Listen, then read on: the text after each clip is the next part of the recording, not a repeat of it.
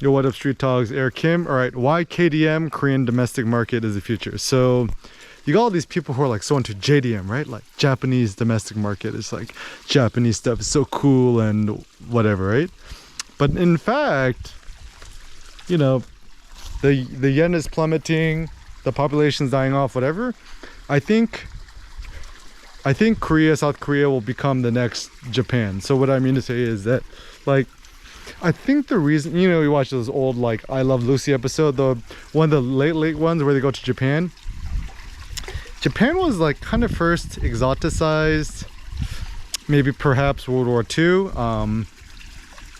You know, essentially when the Americans defeated the Japanese, and then what happened was, 잘했어요. Americans and foreigners became the new colonists or imperialists of Japan. So, you know, essentially, like at this point, right, Japan's pretty much demilitarized. I mean, I think effectively after World War II, America and the quote-unquote UN prevented Japan from remilitarizing again because fear of another whatever. So then Japan becomes this kind of like this interesting looking bonsai tree for Americans and foreigners to look at. And the reason why Americans love going to Japan so much, their cultures are so different than ours in a lot of it a good way, right? Like, you know, how it's treated with so much respect. People have like more self-esteem in their things, right? Like even my friend Todd Hada, you know, and me, we went to this like the first Michelin star like random ramen place. We had to wake up at like 4 a.m. and stand into the line and get a ticket, and it was nice too because I saw the chefs of this ramen place, which are probably getting paid minimum wage, put so much care into how they made ramen, like so much respect, right? Compare this to like a typical American who has zero pride in their job. Anyways, but so the reason people like to travel so much is because when we travel and things are different or foreign or exotic to us, right? Exotic just means outside of your own country. It's interesting. It's different. It kind of opens up your mind and thinking that like, oh, things could actually be done in a different way. Korea, I think, is actually a great opportunity because in terms of automotive car design, I mean, Korea is pretty much killing it. I mean, I think the most innovative car design is coming out of Hyundai, Kia. Hyundai owns Kia, and Hyundai Genesis, which is essentially the new Lexus. I don't think any Japanese cars are innovating at all. I mean, maybe Americans still like the idea of a Lexus, pretty much because Jay-Z popularized it. maybe Eric Kim. 그치마이도. 아빠, 눈소리. Maybe Eric Kim will be the next, like, you know, like Genesis promoter. Actually, I think Genesis is super cool. But anyways, yeah, Hyundai Genesis should totally do a commercial with Eric Kim. But anyways, yeah, like the good thing, like it's so funny because I look at these older Hyundai cars and Kia cars, they're so ugly, right? Korea's done such a good job of doing radical innovation with their car design. So for example, I think it was Kia who might have poached or hired or rehired the prior head designer Audi. My brother-in-law John Narciso, who graduated from Art Center in Pasadena, essentially told me that the most innovative car designers are all Korean, like from Korea or either Korean American. And also because Korea has done such a good job of internationalizing and thinking outside, contrary to Japan, who always thought so much more about their own local domestic market. Like even in Vietnam, right?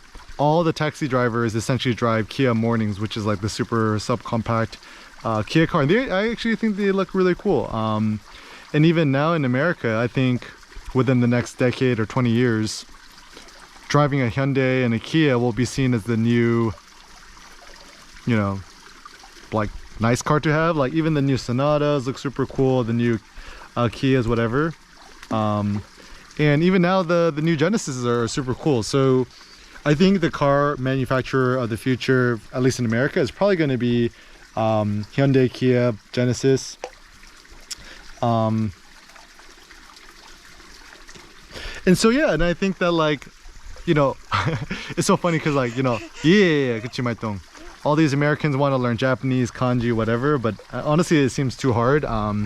Maybe it's far easier to learn Korean. I mean, Korean, like, you don't gotta memorize none. It's like you could just easily pronounce it. And like, I think the Korean alphabet and language, or not the language, the alphabet, or reading and writing it, you can literally learn how to read and write it in like 10 minutes. It's pretty cool. Shout out to Kim Sejong, who made it so accessible. But anyways, and also the great thing about being here in Korea, South Korea, I'm currently here in Hadong, South Korea, everything is written in English too, right? Like, all the road signs, everything's in Korean and English, so it makes it like so convenient for foreigners, right? And especially now that, like, I mean, it's my opinion that Korea, South Korea is essentially like a new neo-colony of America. I mean, consider how much US military money goes into South Korea to protect their interests against, like, North Korea and China and stuff like that. So 집에 갈래? 집에 가자. 비 안 와요? 네. So yeah, and also consider how South Korea is killing it with Samsung. Even LG is quite good. Like, everyone, like, it used to be Sony, right? But now everyone has a Samsung smart TV, has a Samsung, you know, computer monitor, Samsung air conditioning unit, etc. You know, BTS, I saw their Butter video the other day. It's like 2.7 billion views. That's crazy. Like, there ain't no American artist that could get that many views. That's pretty insanity. Or, like, you know, Blackpink, right? So, you know, music, media, the future is Korean, South Korean, American kind of hybrid. I even saw this old random, like, Mic Drop remix with Steve Aoki, and apparently Designer was in it. I thought it was super cool, and it's like they rap in English and Korean, and it's much more accessible than, you know, other things. Koreans are avid YouTube watchers too, and also, you know, if anything, Apple should be more intelligent and push harder in South Korea, because, you know, South Korea has one of the highest GDPs. People have tons of money, but there's still so many Koreans who use Samsung phones for no good reason. Maybe it's the Korean telecoms which try to protect their own self-interest, but if South Koreans were smart, everyone would just get an iPhone, get rid of Kakao Talk, and just use iMessage instead. But anyways, 집에 갈래? Okay, 알았어. So anyways, it's my thought that Korea, South Korea is the future. Think Korea.